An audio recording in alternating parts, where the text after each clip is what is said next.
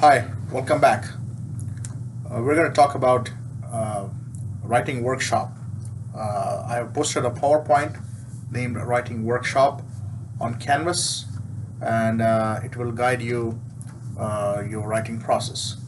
So we will in this video. I'm going to go through that PowerPoint. Okay.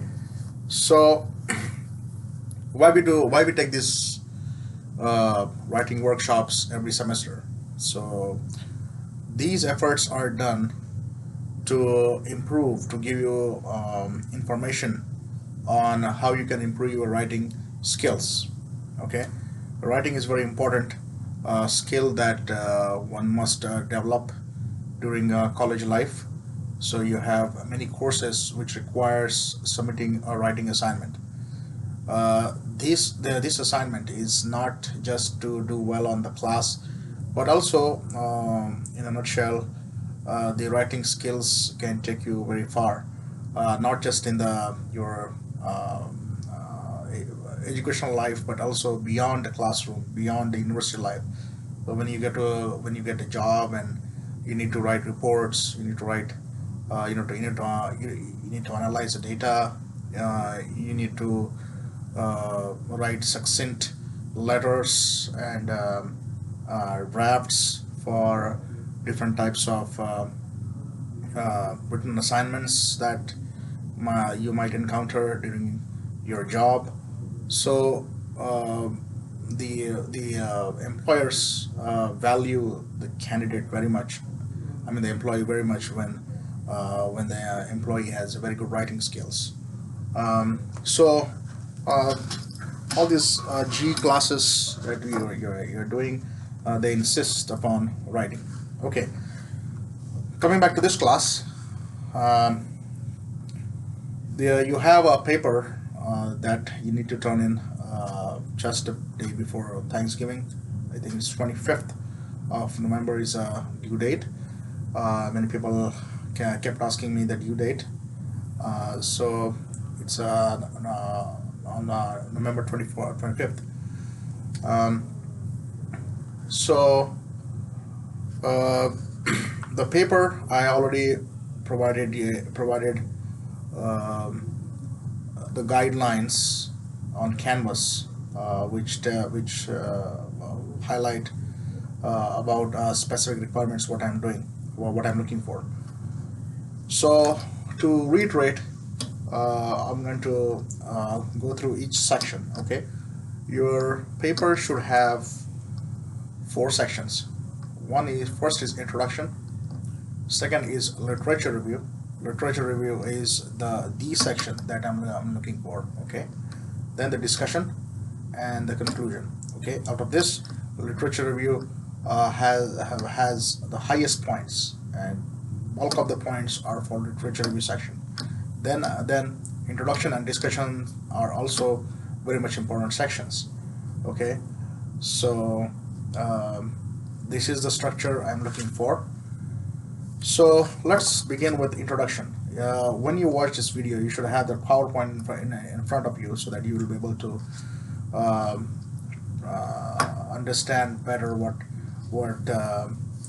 I'm explaining when you have PowerPoint in front of you. So introduction. So it should be 2 to 3 paragraph long. Okay. The total length of the paper is 1,500 words. Okay. So the introduction should be around 500 words or something like that, or not more than 500 words. So 2 or 3 paragraphs should be fine. Small paragraphs. Okay, so the introduction is is there to orient the reader about the topic. Okay, so for example, if your topic is diabetes and socioeconomic status or environmental factors, then the diabetes would we will talk about the diabetes first, and then you'll talk about socioeconomic status, and then you will talk about how the socioeconomic status and diabetes situation that is there. Like for example, uh, the diabetic individuals in a low income group may not receive proper care because they may not have access to healthcare and things like that. So all these things will come later, but you start with diabetes. That diabetes has the highest morbidity among metabolic diseases, and these are the you provide some fast facts from the government reports such as WHO, World Health Organization, or CDC, Centers for Disease Control and Prevention. So government websites, United Nations, UNICEF, yeah, UNICEF. So these type of government websites will provide fast fact, fast facts, authorized facts about the significance of the problem. Okay, and then you slowly narrow that uh, introduction down to what actually you are trying to uh, focus on. Okay, so you do that. So first paragraph will be general introduction about the topic, and then second paragraph you're going to slowly narrow it down to what to your particular topic. So in this fashion, you develop your introduction section, and I think more up to 5 references should be provided for this introduction section. Okay, these are not the references that in the literature review. These are the extra 5 references. So that you'll have a total of 12 references for the entire paper. Okay, uh, and then yes, so the references that will be accepted would be the government reports, peer reviewed studies, not the studies that you are covering, but other studies. That's fine. Um, but no media reports or no single case studies or review papers for introduction section is fine. So review papers will be fine for introduction section, but they are not good for a literature review section. Okay, so you can have these 5 references. All right. Now the literature review. Now the bulk of the writing will be spent on literature review section. Literature review section. So we did this the there was another I think the guidelines they might have included this method of article search by keywords. So here I have reiterated this again, reiterated here again. How do you search for the articles? So you search articles in the search engines such as PubMed, Google Scholar. You put keywords there, okay, and then based on that you get hits, which means you find thousands of articles, and then when you add an additional word, then the number of articles goes down because you're focusing more and more specific. Okay, so once you are left with a manageable number of articles, like in about 100 or something like that, 100 to 200 articles, then you can stop there. Do not add any more word, and then once it's a manageable number, mostly less than 100 articles, then you can stop there, and then you read the abstract and title for each of the articles. Okay, go through that entire list, and then select the articles that are most close to your topic. Okay, so choose uh, okay. So here I've shown the examples. Step 1, 2, 3, and 4. First is, for example, this topic C covers transmission. Okay, that results in 1,550 articles. This is a big number. Now we have to put a socioeconomic word in the keyword, and you see that only 26 articles. Now you read a title and abstract of all these 26 articles, and you choose the 10 articles here for in this case, or for your 7 best articles that you think Not all 26 articles may fit to what you're looking for, so you have to choose articles that best fits best to your the problem that you're targeting. And then step 4 is make summaries for individual articles. Okay, coming back to summary, following slide. So make a summary of each article. So in the summary, what you include is the purpose of the study, what they were trying to achieve, the method, what did they do, what method they employed to achieve what they wanted to achieve, and then the results, what did they find. Okay, so these are only three things: purpose, method, and results. And uh, that's about it. So, and then yes, of course, and then you give like in a one sentence at the end of that, give one sentence uh, about the conclusion of that study in your own words. Okay, everything should be in your own words. Okay, mind well.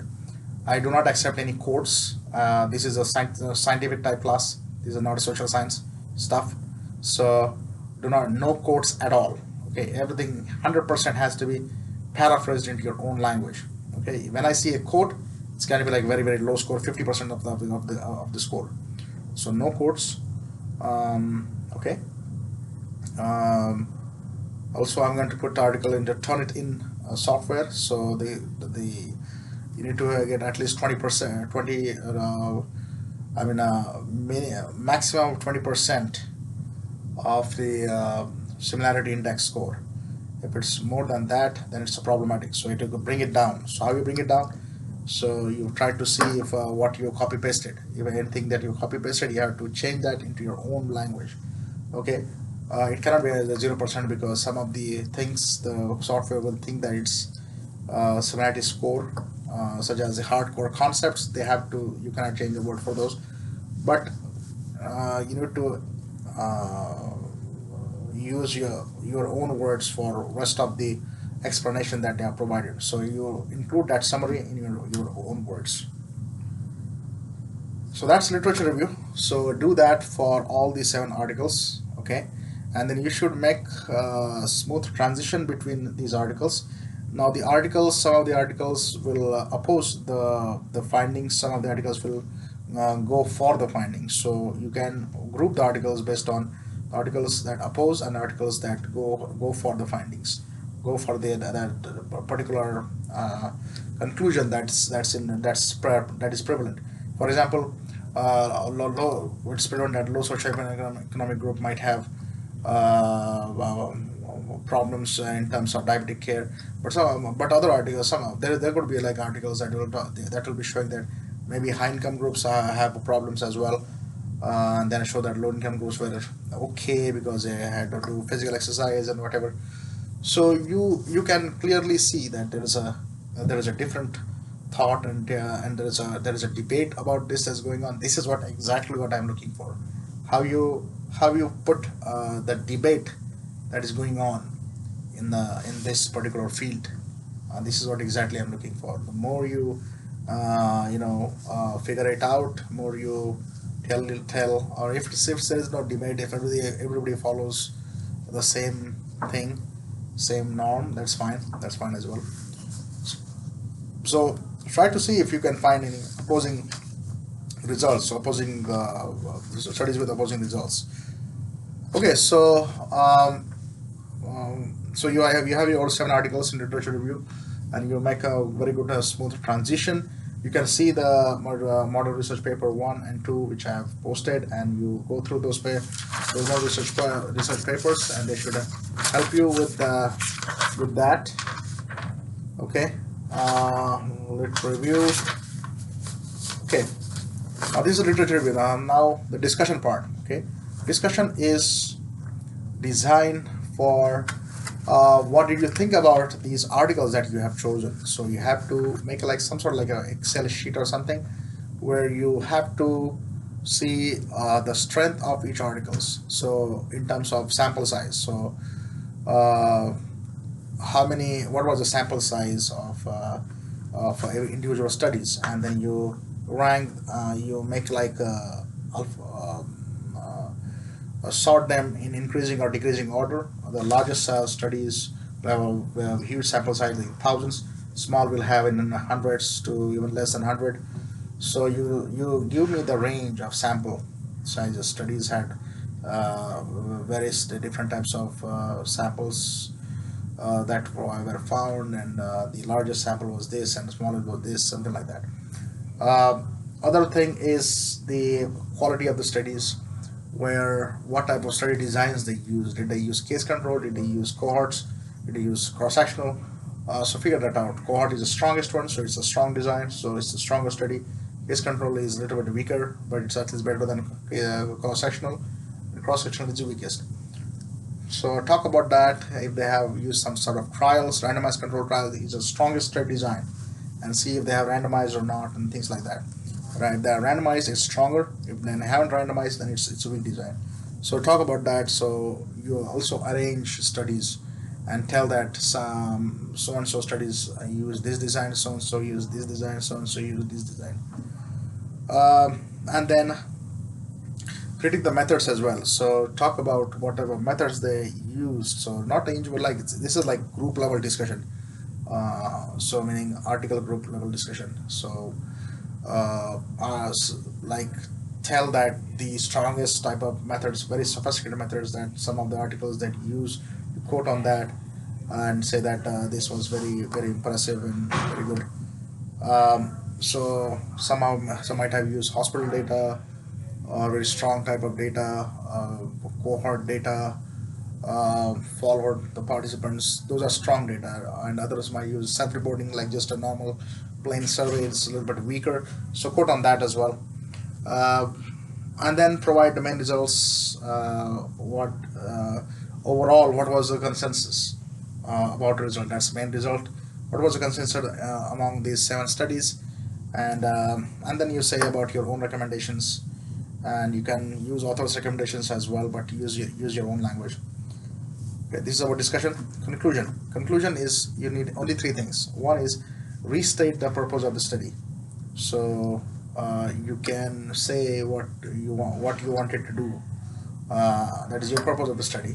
Then you say repeat the main findings that is in discussion, oral findings, but use a little bit different language here than discussion, and then state your recommendations again, but use a different type of language.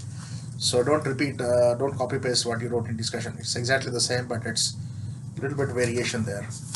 And then your discussion will be ready. Your conclusion will be ready. Okay. Now referencing. Referencing must be done for all studies. Okay. Use in text citations, as well as the full reference list. Okay, if I don't find in text citations, the score will be very bad. Referencing, full referencing should be given, and stick to the formatting. Use APA style. Okay, and you can use software such as EndNote or RefWorks, which can use automatic referencing for you. Learn how to do that. Go to the library, and they will teach you how to do that. And I have given you some guideline of how RefWorks use, and you can read that on PowerPoint. Uh, be consistent with the style that you're using. Okay, don't change the style. Failure to add in text strategy ready score. Okay, so that's referencing. Formatting requirements. There are format requirements as well. Okay, so use Times Roman or Arial font with size of 12. Okay, not 14 or not 11, 12.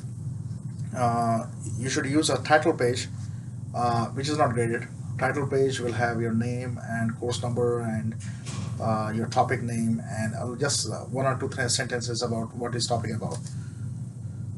Margins are by default margins, so don't worry about the margins. Don't change the margins. They just whatever word software comes with those margins fine.